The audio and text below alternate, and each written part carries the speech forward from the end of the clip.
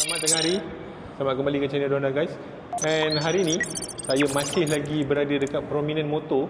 Ni diorang import motor-motor recon kereta daripada UK, Jepun, daripada macam-macam negara lagi lah. Last week kita dah buat 3 biji ni, 3 beradik ni. And minggu ni seperti yang dijanjikan kita nak buat ada OP kat situ. Okay, kita nak buat pasal Africa Twin 1100 Adventure Sport manual. Enjoy. Okay B, kita cerita ringkas je lah pasal motor ni first, ramai orang nak tahu pasal harga. Okey, harga dia sama dengan SCDV. Sama dengan SCDV. Dekat Malaysia motor ni jual berapa? 100 lebih. 100 lebih kan? So korang jual dengan harga 90 lebih. Aku rasa benda ni goodbye. Tapi cuma motor ni tahun 2021. Ini tahun 2021 yang model sebelum yang sekarang ni lah. Pakai, lain. Yang model sekarang facelift dia lain. Lampu depan je lah lain. Lampu depan lain, rim depan 19. I see. Sekarang 21. Wah, aku ingat sama.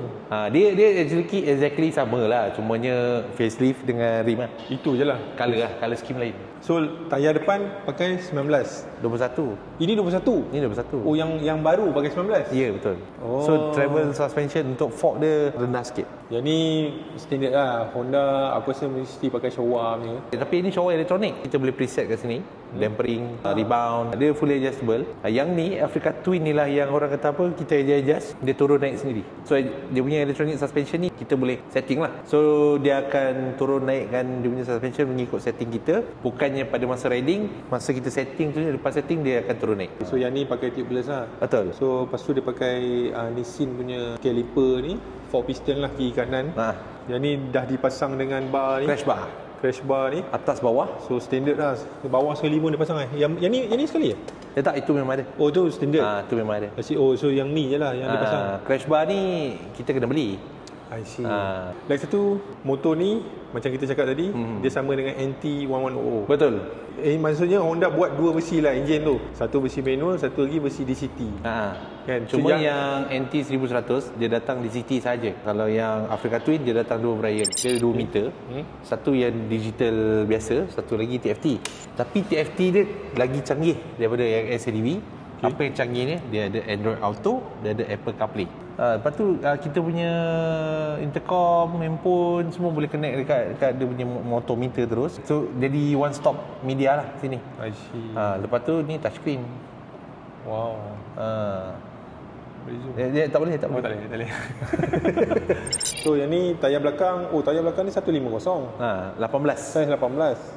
18 inci. Depan 21 kan. So depan 21. Tayar belakang dia ni agak rare kat 18 Ada je. Selalu yang kita nampak 17 selalu motor pakai kan. Dia pakai 18. Motor adventurer semua pakai 18 belakang. Tank dia agak besar kan.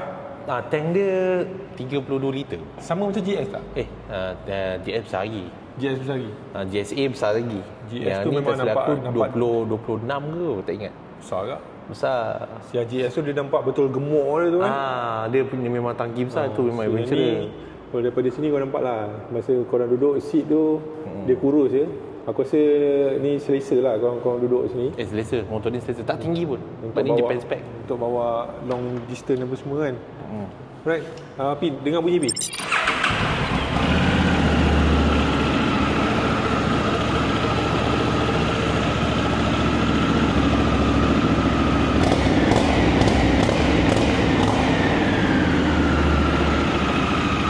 Alright, so inilah dia Honda Africa Twin 1100 Adventure Sport yang harga yang ada display RM94,000. Tapi kalau diorang datang sini, of course lah, takkanlah OP nak jual harga RM94.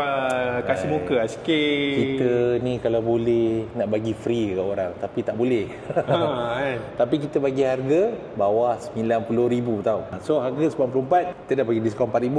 Tapi tu bukan diskaun last tau. Boleh turun lagi. Boleh lagi lah. Datang je kita bincang. Harga boleh bincang. Lepas tu loan diorang boleh uruskan. Boleh, trade-in pun boleh. Tadi pun dah borak panjang dengan Abang Freddy kan dekat sini pasal macam mana proses loan apa semua kan. Aku rasa daripada korang pening kepala nak uruskan sendiri, serahkanlah pada yang pakar. Yang pakar settlekan kan.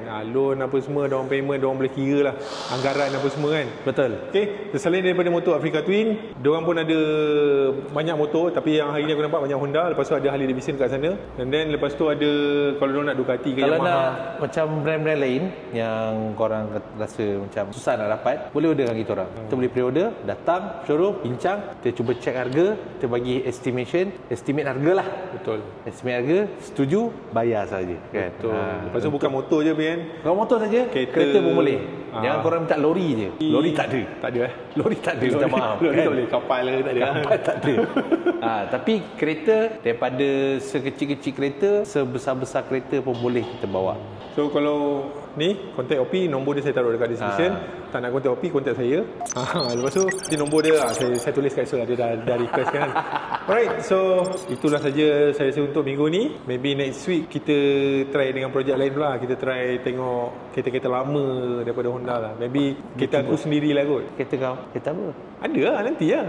Okay, so kalau nak tahu, jangan lupa like, share, subscribe, tekan butang lonceng juga. Saya Ik dengan OP signing off from this week video. We are the Honda guys. We are all about Honda.